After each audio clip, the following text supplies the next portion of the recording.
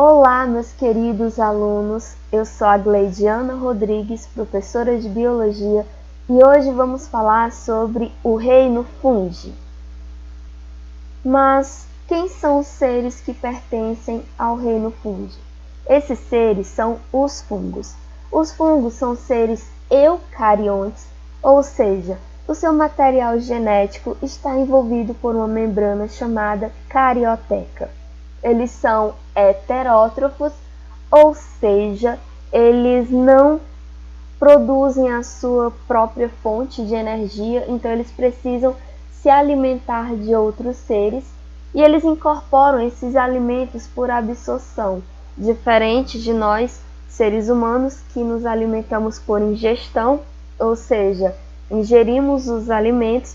Os fungos, eles na verdade se alimentam por absorção, eles colocam substâncias digestivas sobre o alimento. Quando esse alimento é digerido externamente, eles absorvem o alimento. Em sua maioria são multicelulares, como os mostrados aqui na imagem, mas existem também seres unicelulares, como por exemplo as leveduras. Vou falar um pouco sobre os diferentes tipos de fungos. Temos aqui como exemplo os fungos saprófagos. O prefixo sapro significa podre e é usado no sentido de decomposição. Assim, a palavra saprófago denota ser que se alimenta de material podre ou em decomposição.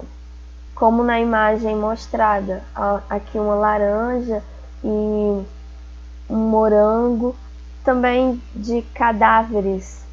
Os fungos e as bactérias saprófagos ocupam um nível de decompositores em um ecossistema. Sem a atividade desses seres, o equilíbrio ecológico estaria seriamente comprometido, pois a decomposição repõe ao ambiente alguns materiais necessários à sobrevivência das plantas. Nem todos os fungos são saprófagos. Alguns são parasitas, alimentando-se, nesse caso, de substâncias retiradas de seres vivos. Os fungos parasitas provocam doenças como as micoses, que ocorrem na pele humana. A ferrugem no cafeeiro é um exemplo de parasita causada por fungos em plantas. Os fungos parasitas, como todos os parasitas, na grande maioria dos casos, eles não matam o seu hospedeiro.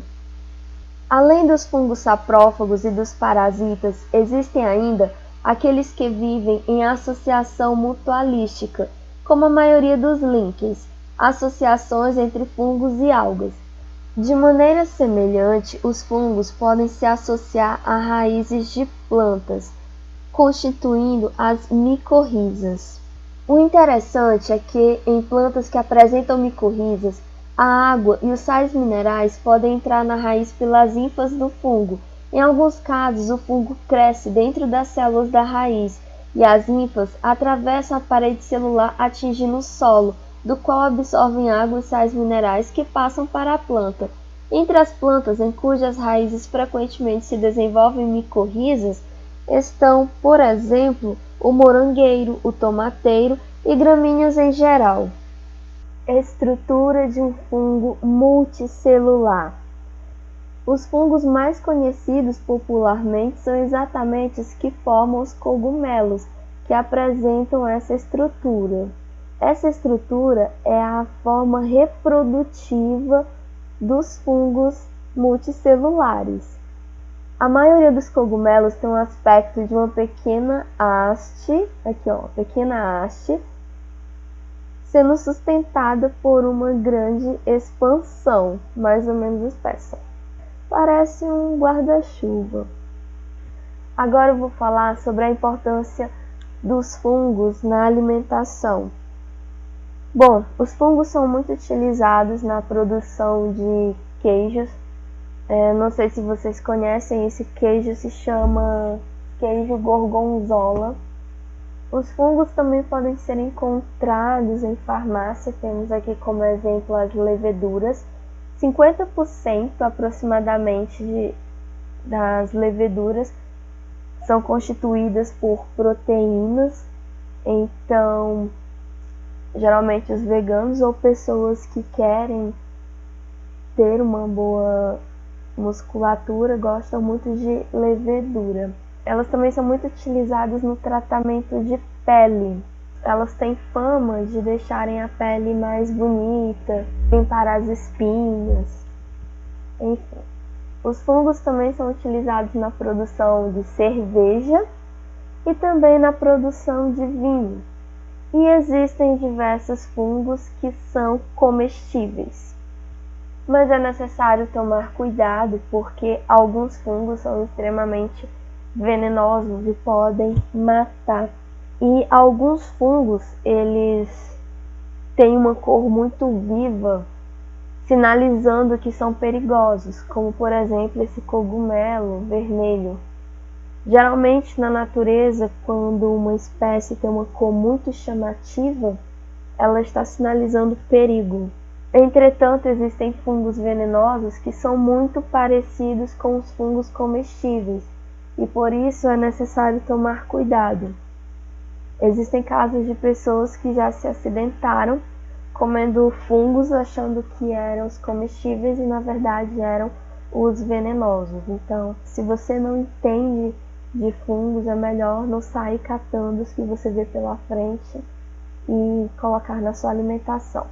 Existem aqueles que são próprios para o consumo, mas nem todos são próprios para o consumo. Agora, eu vou contar para vocês uma história muito interessante sobre a descoberta da penicilina, que é um famoso antibiótico.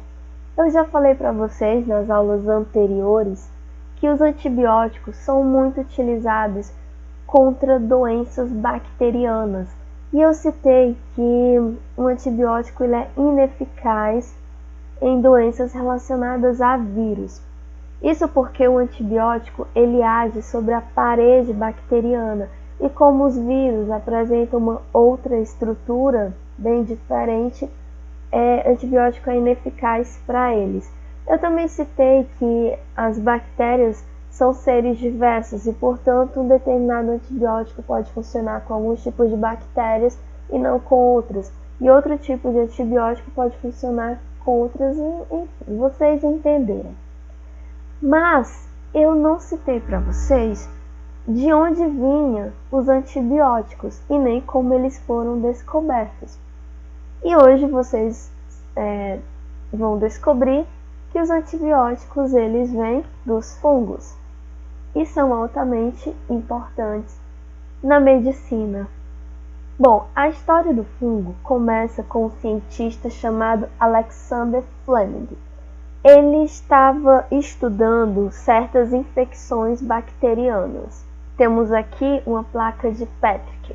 E aí, um dia, acidentalmente, um fungo caiu nessa placa. E ele notou uma coisa muito interessante. Ele percebeu que em volta desse fungo não surgia bactérias. Aqui a imagem retirada da época, né? E aqui uma imagem mais moderna. Perceba que tem um fungo aqui no meio e aqui é uma cultura de bactérias.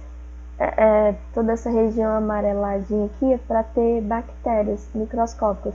Mas percebam que onde tem o fungo existe um grande círculo onde simplesmente não nasce nada. E aí o Fleming, ao estudar um pouco mais aquele fungo, porque ele achou muito interessante, ele descobriu que ele produzia uma substância que era muito eficaz no combate às bactérias. Olha só, gente, eu apaguei o nome do fungo, mas ele se chama Penicillium notatum, ou um nome assim parecido. E por causa disso ele resolveu dar a essa substância que era eficaz contra bactérias o nome de penicilina. E assim surgiu o antibiótico mais antigo e mais famoso da história, que é a penicilina. Claro que tempos depois dessa descoberta do Fleming, iniciou-se a produção em larga escala de penicilina pelas indústrias farmacêuticas, causando uma redução significativa do número de mortes por infecções bacterianas. Até hoje é um dos medicamentos mais utilizados no combate a diversas doenças causadas por bactérias. Bom, turma, e por hoje é só. Foi um prazer enorme estar aqui com vocês. Nos vemos nas próximas aulas. Fiquem com Deus. Tchau!